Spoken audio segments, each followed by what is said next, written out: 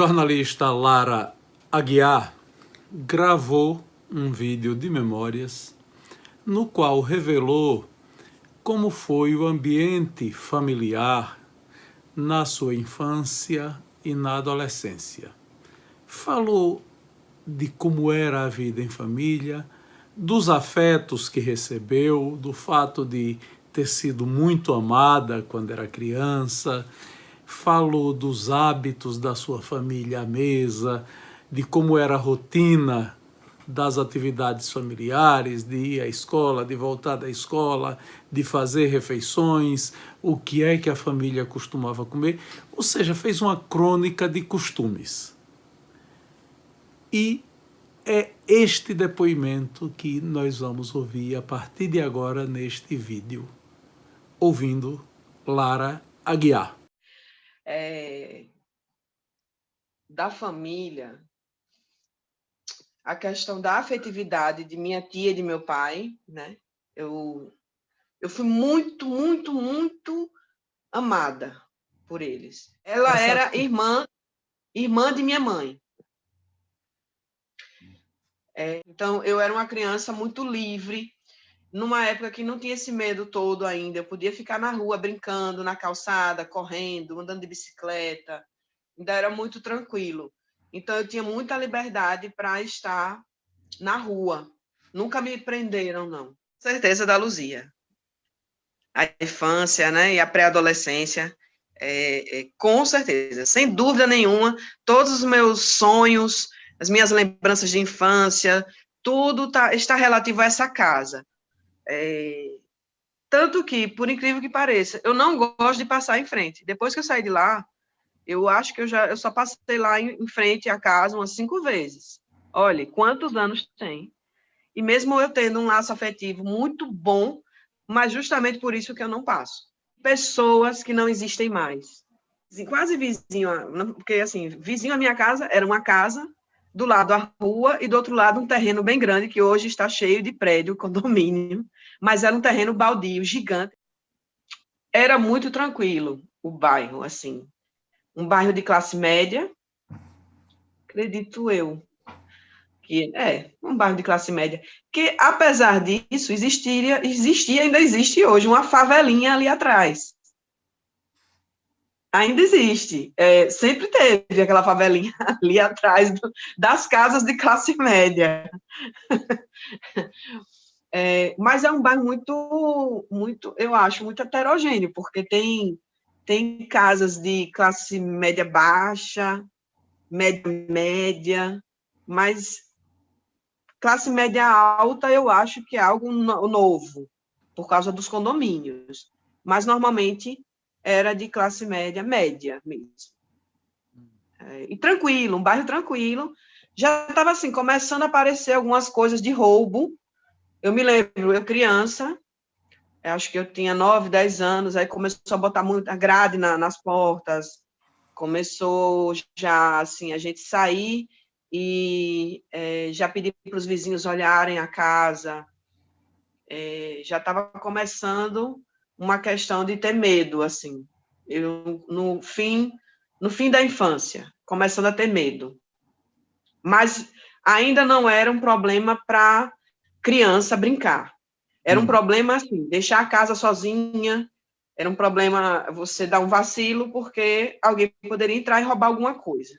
Mas não era ainda um problema para a criança ficar na rua, não. Aí era muito tranquilo.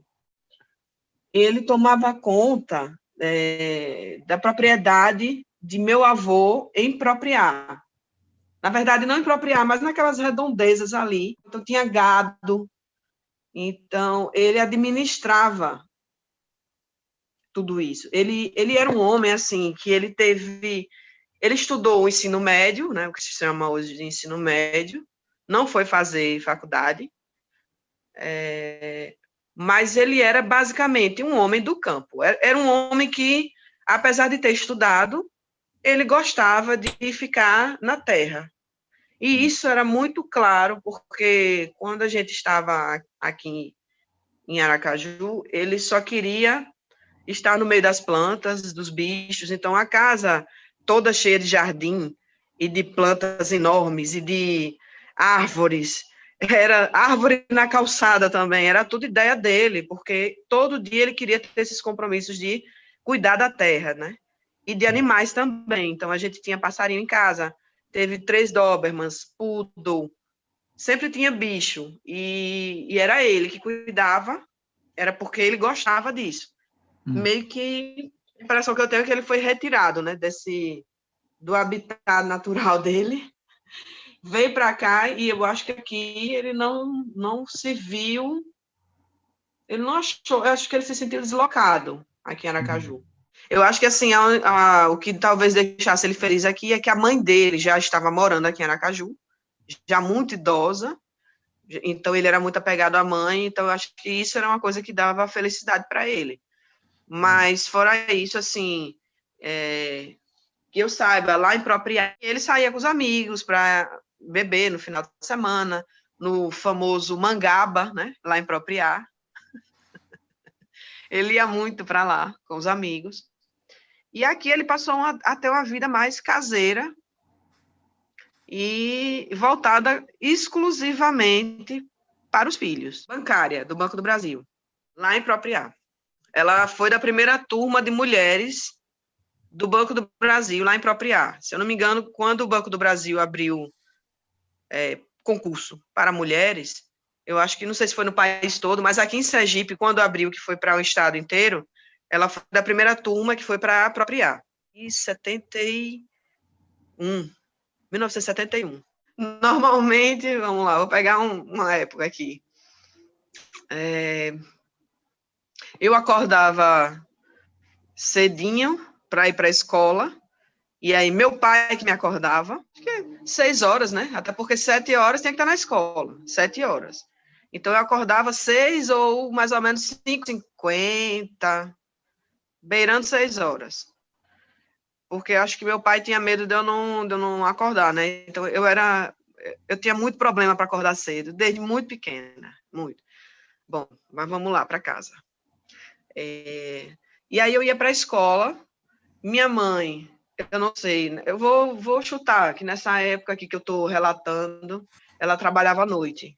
Então ela tinha um horário muito louco. Eu acho que ela entrava à tardinha, tipo 5 horas da tarde, e saía de madrugada. 2, 3 da manhã, por aí. Ela tinha o carro dela, ela ia com o carro dela.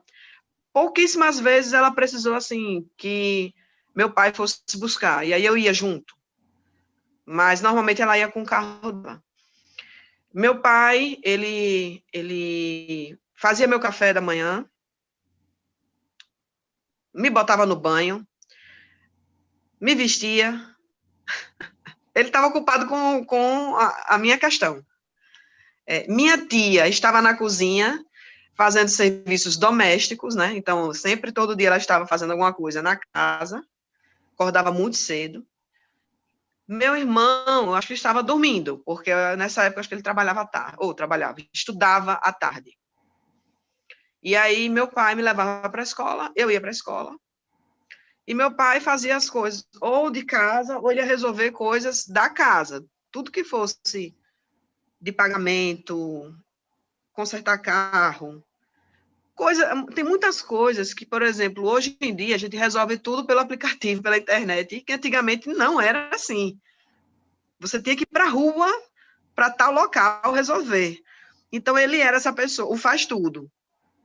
Então, ele era o motorista, tudo que tivesse que fazer para resolver coisas da casa, era ele que ia resolver. Tudo. Minha mãe ficava com a parte do trabalho em si, e meu pai era quem resolvia tudo. Inclusive dentro de casa também. Então, quebrou tal coisa, ele vai lá e conserta. Era uma espécie de marido de aluguel, né? Porque faz tudo. E meu irmão estudava à tarde. É porque isso varia muito, né? Teve período que ele estudou pela manhã e eu à tarde, assim, foi trocando. E teve período que minha mãe trabalhou pela manhã, então ficava o dia inteiro praticamente na rua, manhã e tarde. Minha tia em casa sempre, fazendo serviços domésticos. Mas minha tia viajava também muito.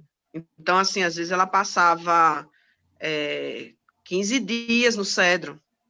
Eu chamo de no Cedro Eu sei que é em Cedro, tá? Mas o costume da gente de tanto falar no Cedro, pegou e eu agora fico falando no Cedro. Então, ela ia muito para lá, porque lá tinha meu avô, meus outros tios, a casa de meu avô, e lá ela se sentia muito bem, muito acolhida, né? Então, digamos que ela ficava um bom tempo aqui, mas ficava lá também. E cada um tinha um horário. Então, nunca existiu, não, essa regra de ter que comer todo mundo junto. Eu acho que isso era mais no jantar, porque era mais fácil mesmo. Olha, a comida está na mesa. Quem não vier agora vai perder, vai esfriar.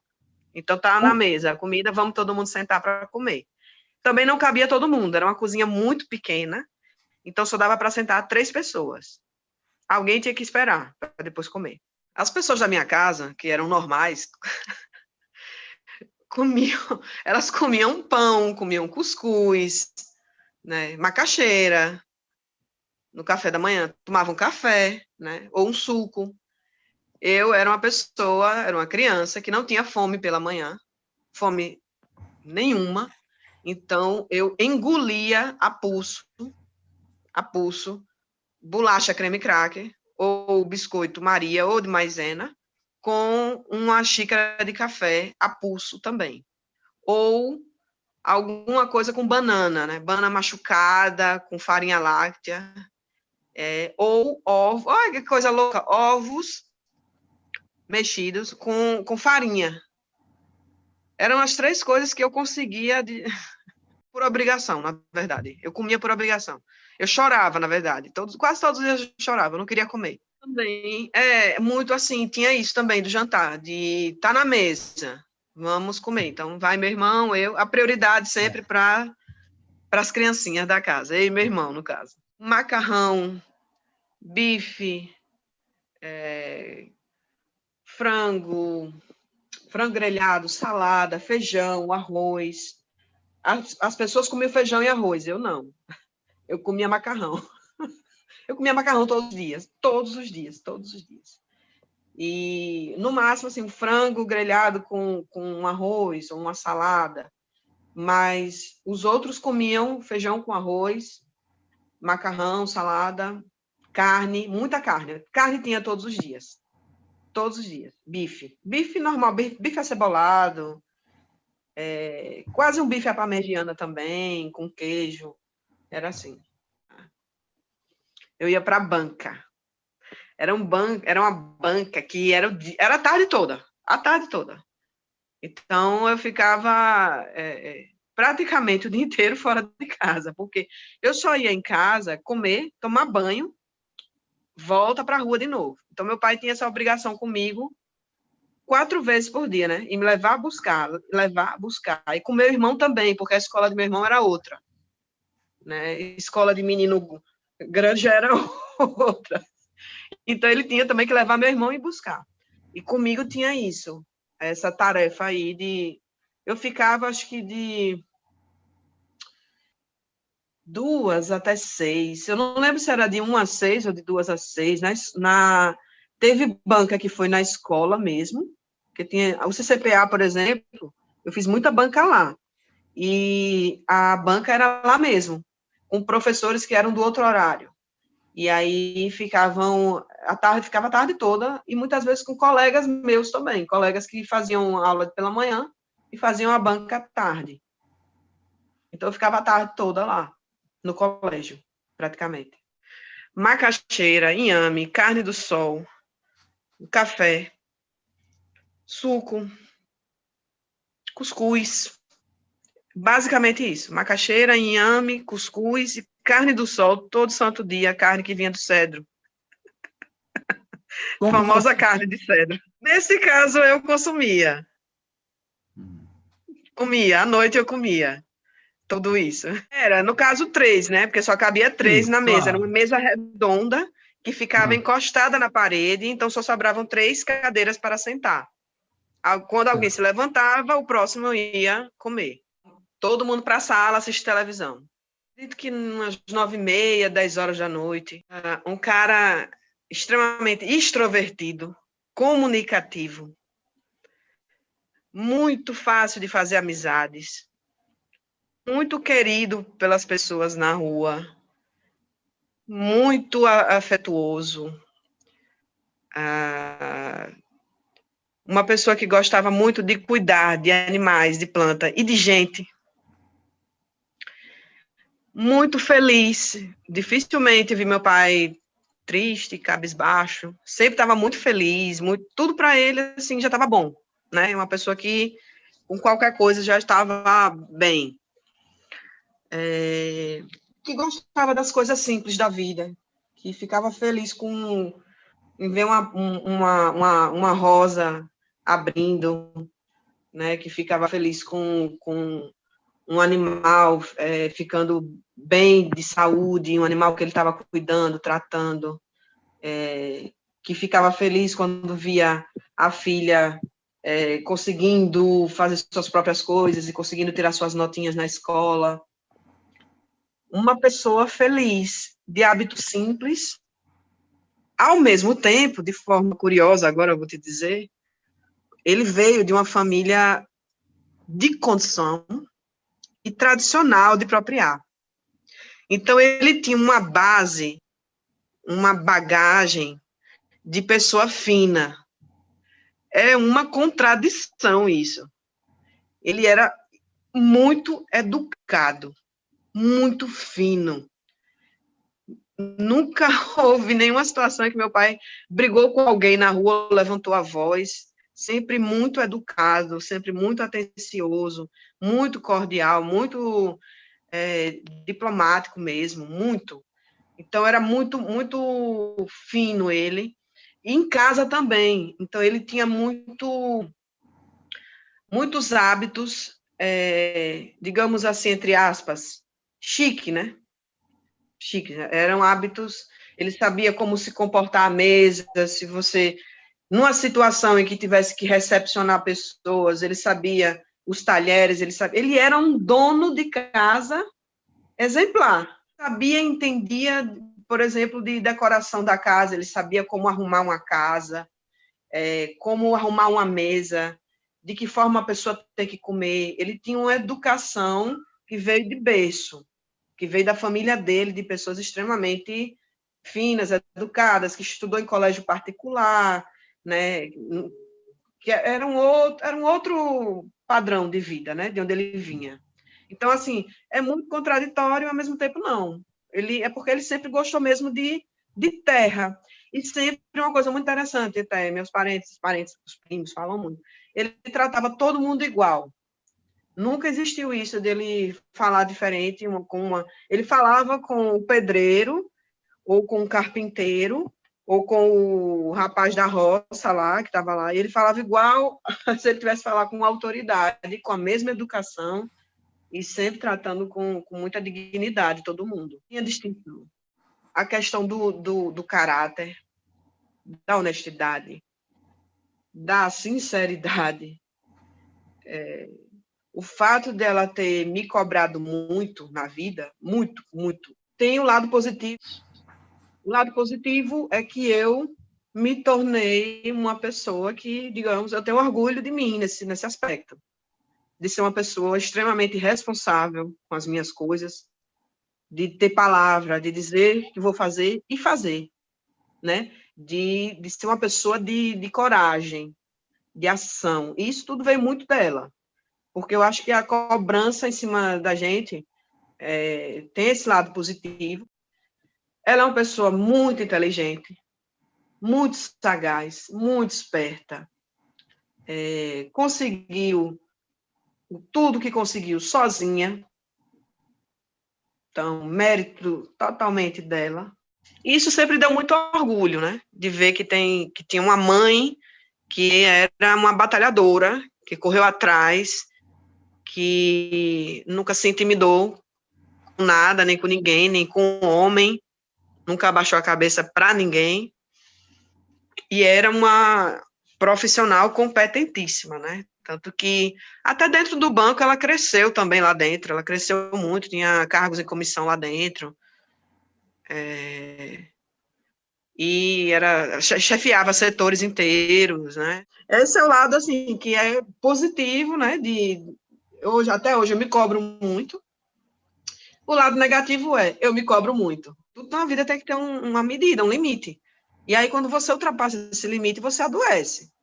E aí, eu adoeço mesmo, eu adoeço fisicamente, adoeço psicologicamente. Minha cobrança é pesada, é muito pesada. Eu me cobro muito para ser muito boa em tudo que eu faço. E isso realmente é algo que eu tenho que trabalhar a vida inteira.